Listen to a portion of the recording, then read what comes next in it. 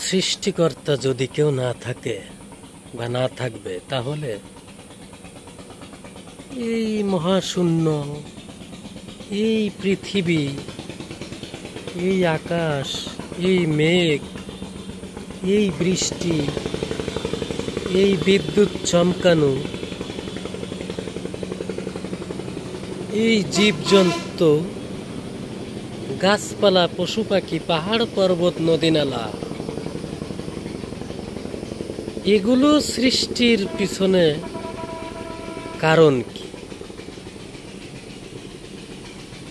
এই যে নদীগুলো আমরা দেখি, এই কুল থেকে ওই কুল দেখা যায় না। এই নদীগুলো কে আবিষ্কার করলো, কিভাবে আবিষ্কার হলো, কিভাবে তৈরি হলো? এই যে পাহাড়, উঁচু উঁচু পাহাড়, সব জায়গা সমতল, যে জায়গা পাহাড় সে জায়গা আকাশ ছোঁয়া ছোঁয়া উঁচু।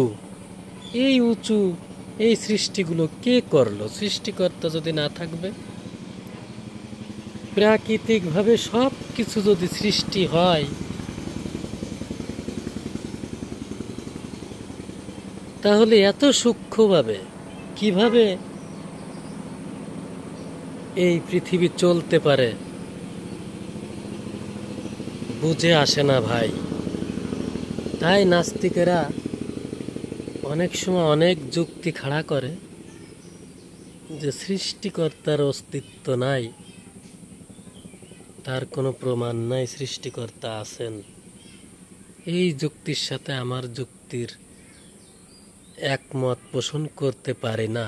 ধর্মের ব্যাপারটা হচ্ছে ভিন্ন, ধর্ম হচ্ছে যার যার বিশ্বাস, সে ব্যাপারটা হচ্ছে ভিন্ন।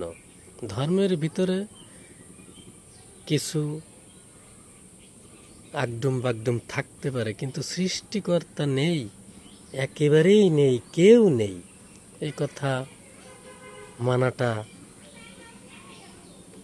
আমার মতো মানুষের পক্ষে অসম্ভব।